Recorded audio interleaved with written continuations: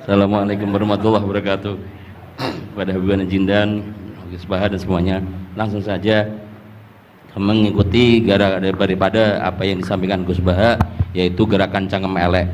Alhamdulillah tempat kita di daerah Bogor khususnya bertempat yang berseberangan dengan beberapa faham yang macam-macam, dan itu mustajab gerakan Cangkem Elek untuk menghadapi mereka. Ngoten Gus.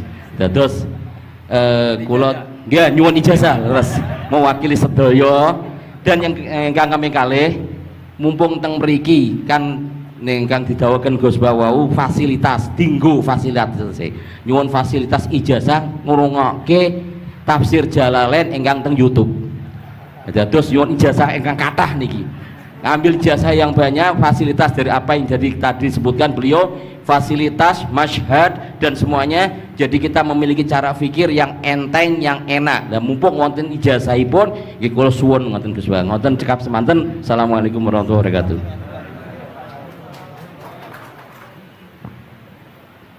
Assalamualaikum warahmatullahi wabarakatuh.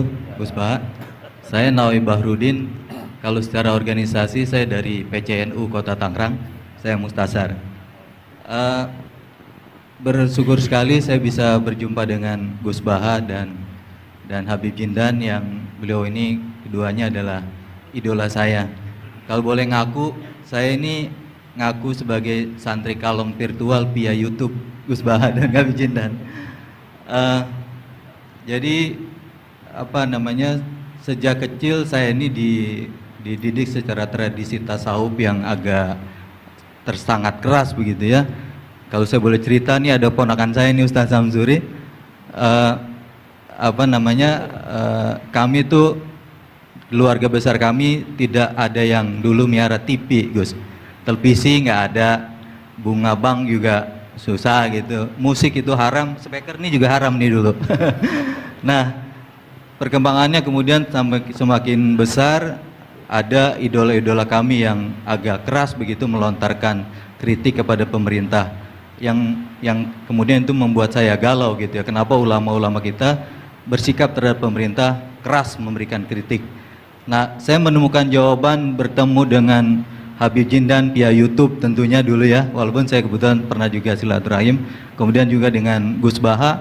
Ini ada perspektif yang berbeda gitu ya, antara relasi ulama dengan umaro. Pendekatannya itu tidak yang kritik, yang bukan sekedar kritik tapi adalah menghujat.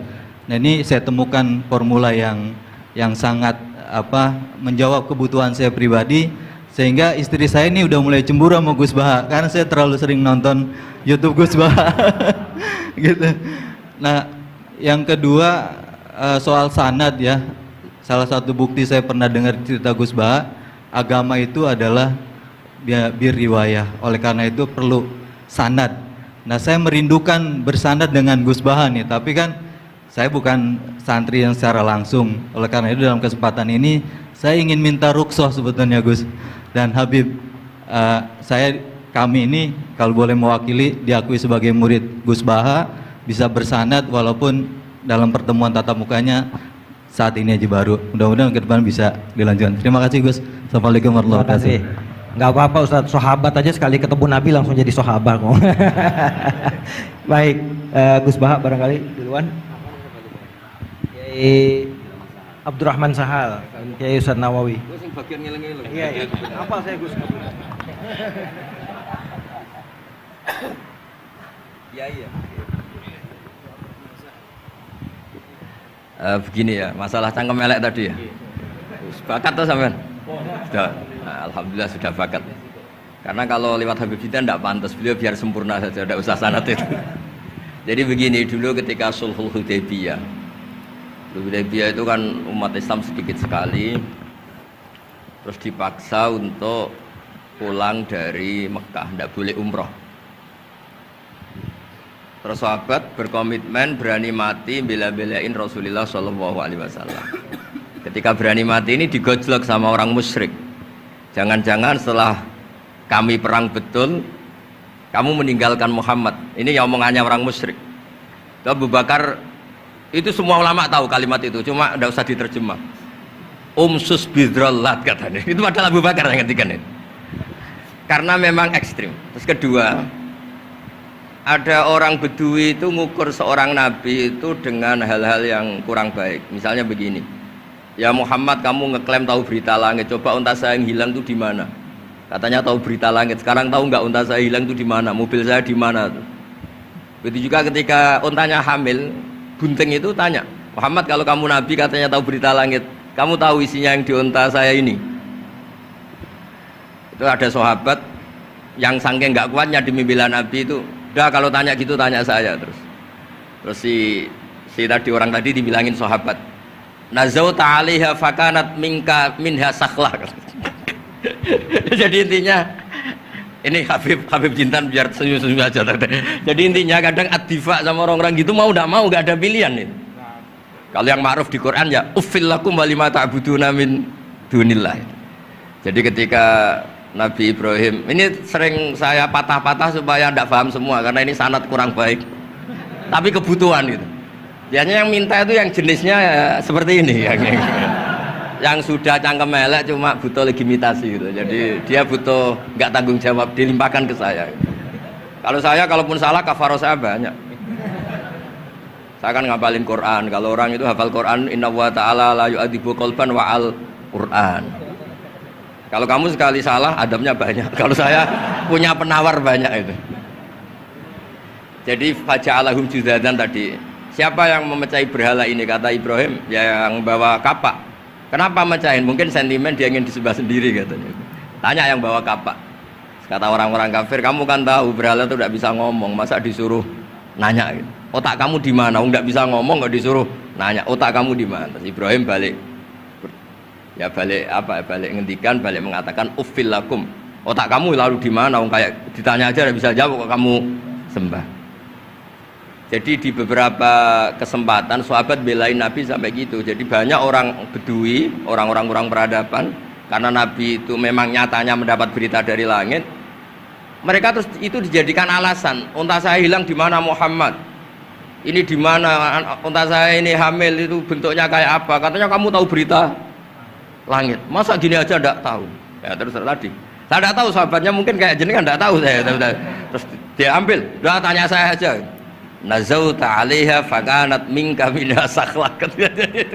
Nazauta itu sudah paling anaknya ya kayak kamu lah, kamu yang nazauta 'alaiha, enggak usah diterjemah nazauta 'alaiha itu. Tapi potongan-potongan gini tahu kira nazauta 'alaiha itu kayak. Artinya ya memang dalam banyak hal memang nggak bisa dihindari hal-hal seperti itu. Ya tapi tentu yang suasananya ilmiah bukan hadzun nafsi ya, suasananya yang ilmiah bukan apa? Hadzun nafsi. Karena kadang-kadang memang mau tidak mau kayak ya tadi orang-orang yang menghujat Nabi, orang-orang yang apa itu. Kadang-kadang paling efektif itu ya jawab seperti itu. Ya, jawab seperti itu sudah berapa tadi? 3 kan?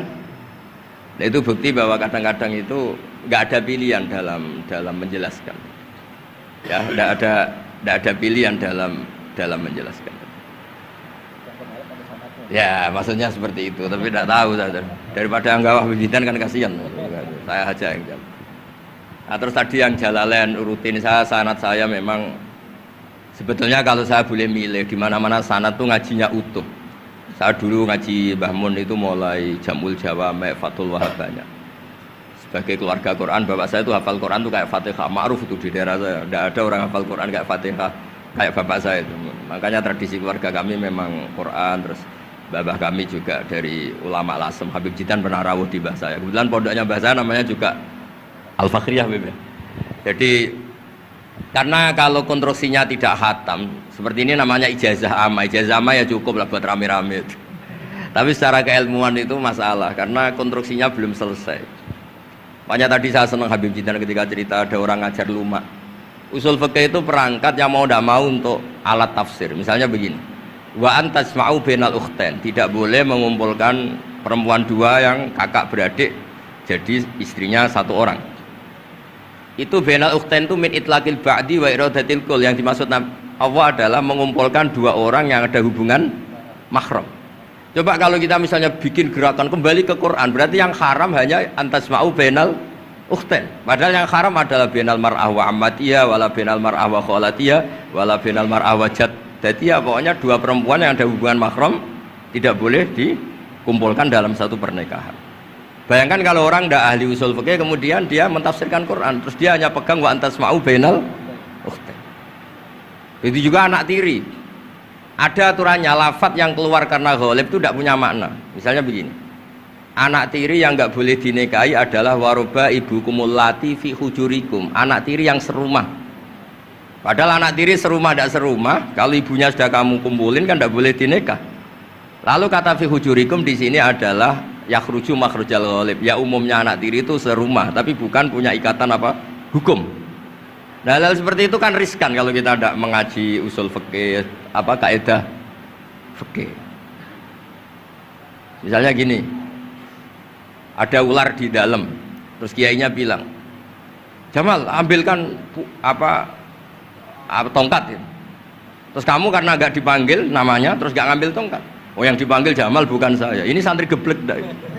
Sebenarnya kata manggil itu qaulun nabi li ahadin min ashabi itu qauluhu lil jami'. Yang hal-hal yang baik, yang darurat, siapapun yang bisa melakukan harus melakukan itu meskipun nggak dipanggil.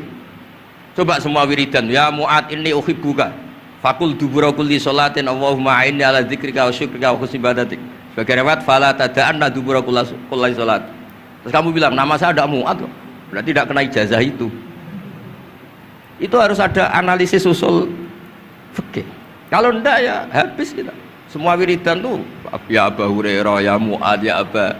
Nah, terus kamu, saya ada yang diwaksiati Rasulullah, ada yang diijazahi, ada bisa. Jadi masalah sana tuh maunya kalau sampean orang baik, ya semua kebaikan tuh saya ijazahkan. Ya tapi tentu beda yang ngaji betulan sama yang ngaji begini-begini itu. Ya memang seperti itu, karena kalau ingin jadi ulama konstruksinya memang harus utuh. Karena tadi ada usul fikih, ada kaidah fikih, ada macam-macam kayak tadi wa antasma'u bainal ukhtain. Itu ya zaman Nabi Sugeng sudah nambahi wala bainal mar'ati wa amatiha. Tidak boleh menikahi istri dan budenya atau bulenya. Nah, kenapa Nabi tidak bilang wala bainal mar'ati wa jaddatiha? Kayaknya orang kelainan kalau kepikiran seperti itu. Loh kalau bule itu masih masuk lah. Ya misalnya istri kamu 17, bulenya 27 kan kok cantik, budenya kan masih bisa mikir. Tapi kalau istri kamu 20, mbahnya 80 kok kepikiran itu kan. Sehingga di hadis memang hanya wala bainal mar'ati wa ammatiha, wala bainal mar'ati wa kholatiha. Nabi tidak mengatakan wala bainal mar'ati wa jaddatiha. Kayaknya kalau orang normal tuh tidak kepikiran itu. Ya tapi apapun itu nyatanya Quran hanya wa antasma'u bainal ukhtain. Itu kalau nggak dijelaskan pakai usul fikih, ini min itlaqil badi wa iradil qul secara balaghah. Ya itu kan tidak bisa. Nah, di sini pentingnya ngaji khatam. Makanya saya suka ngaji Jalalain dengan penjelasan fikih, penjelasan usul fikih, karena supaya orang itu tahu lah bahwa maknani Quran tadi seperti yang didahulukan Habib Jindan itu. Ya kalau kamu tidak menguasai betul, terus akhirnya ngomong menurut saya, Quran kok menurut saya, menurut perasaan saya tidak bisa. Kata Habib Jindan kok biroyi ya sudah pesen tiket di neraka. Ngeri kan? Apalagi sudah biroyi dapat penghormatan, dapat uang, dapat panggung. Islam kok menurut saya, loh ini Islam yang menurut Rasulullah, Islam kok menurut saya. Makanya ini saya fanatik bahwa kitab tadi saya tunjukkan ke Habib Jindan beberapa kitabnya Said Muhammad yang menyebut mbah beliau apa supaya mudawwan. Dulu itu ada orang alim alama namanya Les bin Sa'ad. Kata Imam Syafi'i, "Al-Les afqahu min Malik illa annahu daya'ahu ashabu." Imam Les secara fikih itu lebih alim dibanding Imam Malik, tapi daya'ahu ashabu. Murid-muridnya enggak menulis. Andai kan Habib Salim tidak punya putra Habib Novel, tidak punya cucu Habib Jindan, mungkin orang enggak bakas lagi Habib Salim. Mbah Zubair andai kan tidak punya putra Mbah Mun, orang juga nggak bakas lagi Mbah Zubair. Bapak saya Kiai Nur Salim andai kan tidak punya putra Samu, kan orang sudah lupa. Dulu ini cerita yang paling ekstrim. Dulu Nabi Ibrahim pernah dikira Yahudi karena punya keturunan namanya Yahuda bin Yakub bin Ishak bin Ibrahim. Ketika Yahuda punya perilaku tertentu seakan-akan itu dari mbah-mbahnya. Baru setelah Rasulullah SAW memaklumatkan ad-dinul hanif, ad-dinul Islam millatun hanifiyah, millata abikum Ibrahim, baru terpulihkan nama Ibrahim. Makanya kalau dalam nasihat Arab itu kama takarroma bi Muhammadin adnan. Dulu orang tuh nggak tahu Adnan itu siapa, Qusay itu siapa, Kilab itu siapa. Gara-gara punya cucu yang bernama Rasulullah Muhammad SAW, Sayyidul Khalqi, orang nyari-nyari Abdullah itu siapa, Abdul Muthalib itu siapa, Hashim itu siapa. Akhirnya diketahui Sayyid Abdul itu orang yang ganteng, perilakunya baik. Abdul Muthalib itu orang yang pertama sering makan-makan, ngasih makan orang haji, gini-gini. dikatakan Syaibatul Hamdi karena terus orang ini dikatakan wasumia fi sulbin Nabi sallallahu alaihi wasallam dzakara wa ta'ala walabba, ini dikatakan kusoi litaqosi fi biladi qudaatal qosiyah, terus dikatakan kilab lika surati takalubi fil ardi karena orangnya aktif sering berjuang di mana-mana. Terus jadi makanya kalau jenengan punya anak punya cucu doakan jadi orang baik karena status Anda ini tertera cucu-cucu Anda.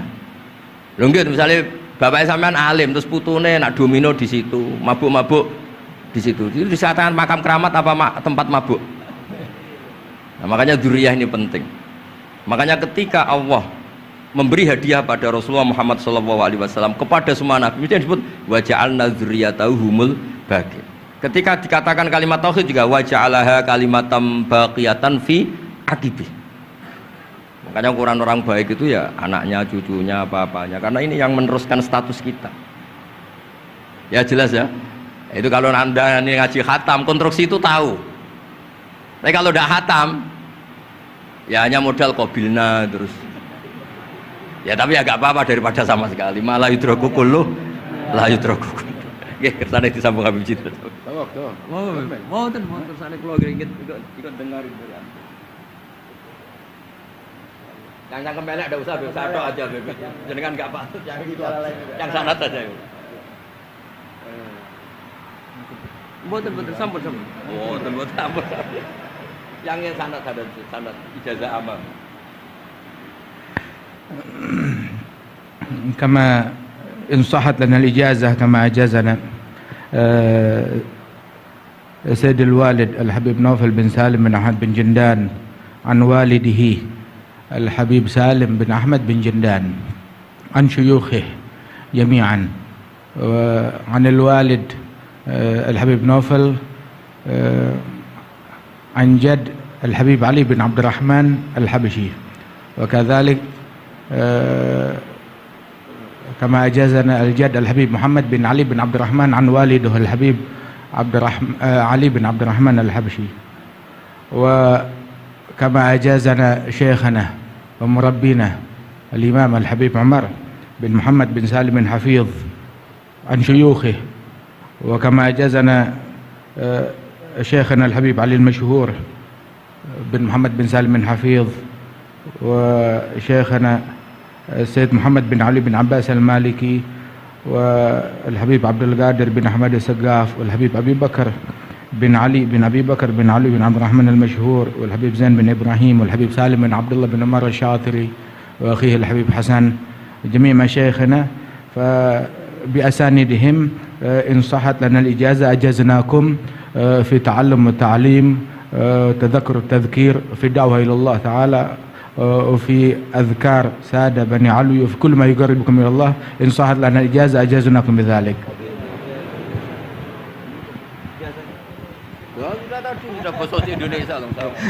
Jadi ijazahnya Gus Baha pakai bahasa Indonesia kata. Jadi kita belum qabil tuh tadi. Insyaallah ya, insyaallah. Ada al-idnu bima'na al-ijazah, insyaallah. Jadi sudah diizinkan yaitu ijazah cangkem elek tadi dengan ijazahnya pengajian beliau lewat medsos, insyaallah bil izin ya, karena kalau kita mengaji kitab itu tidak perlu ijazah lagi sebetulnya kalau udah qiraatan ala syekh bimana idnuhu wa ijazatuhu insyaallah. Dan sanadnya tadi sudah diberikan juga oleh Habib Jindan dari para guru beliau, dan mudah-mudahan kita beroleh manfaat dan barokah dengan majelis ini, dengan begitu banyaknya ilmu dan ma'rifah yang kita peroleh, bahkan kita julus mujalasatul alim, ini termasuk juga dalam kebaikan yang kita dapatkan di hari Asyura ini. Dan karena di dalam Asyura itu ada zur aliman, ziarahi orang alim, dan kita sudah melakukan itu dengan ziarahnya dengan Habib Jindan dan Gus Baha. Dan insya Allah mudah-mudahan kita semua pulang ini beroleh banyak gembolan pahala ya, insya Allah ya, gembolan pahala dan ijazah dari kedua beliau insya Allah ya.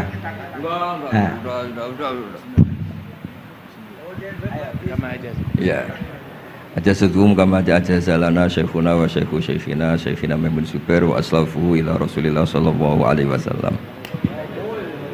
Bilal ijazah wa tasharrafna bikum wa jazakumullah khairan katsiran. Kiai Yusuf Mansur mau ngasih ijazah nggak? Kali, kalau Kiai Yusuf Mansur ngasih duit aja sama kita buat ongkos pulang. Setuju nggak kira-kira? Oh setuju katanya. Baik, baik. Alhamdulillah majelis kita berjalan begitu lancar, mudah, tidak ada gangguan kendala dan semuanya pasti karena barokah para masyayikh kita, para ulama-ulama aslafun saleh yang telah meridhoi dan ridho dengan majelis kita ini. Kita doakan guru-guru kita yang ada di depan ini, beliau-beliau semoga selalu diberikan sehat, panjang umur dalam doa, dalam memberikan manfaat dan ilmunya kepada kita semua, dan menjadikan kita semua yang ada di majelis ini juga selalu menjadi tullabul ilm yang istiqomah, yang selalu meneruskan, insya Allah kita teruskan kepada generasi penerus kita, anak-anak cucu kita dalam tradisi keilmuan ahlu sunnah wal jamaah yang insya Allah akan selalu eksis di bumi Nusantara ini. Amin ya rabbal alamin. Saya sebagai moderator mohon maaf jika ada kalimat yang keliru dan salah. Kita akhiri dengan membaca subhanakallahumma wa bihamdika asyhadu an la ilaha illa anta astaghfiruka wa atubu ilaik. Dan sebelumnya ada pemberian cindera mata oleh Yayasan Fakhriyah kepada Gus Baha dari Habib Jindan.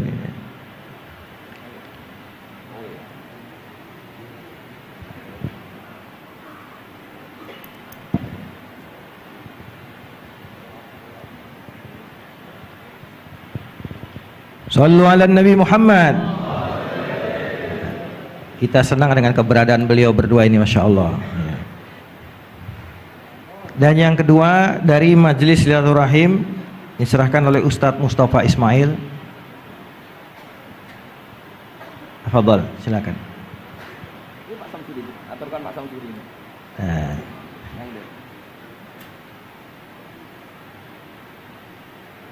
Ini plakat nih, banyak ini. Nanti Gus Baha di rumahnya banyak plakat ini. Mudah-mudahan lemarinya ada Gus ya buat banyak.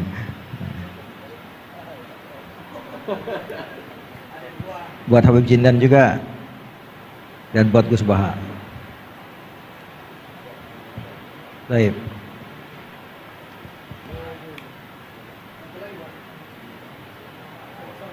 Ustaz, ya.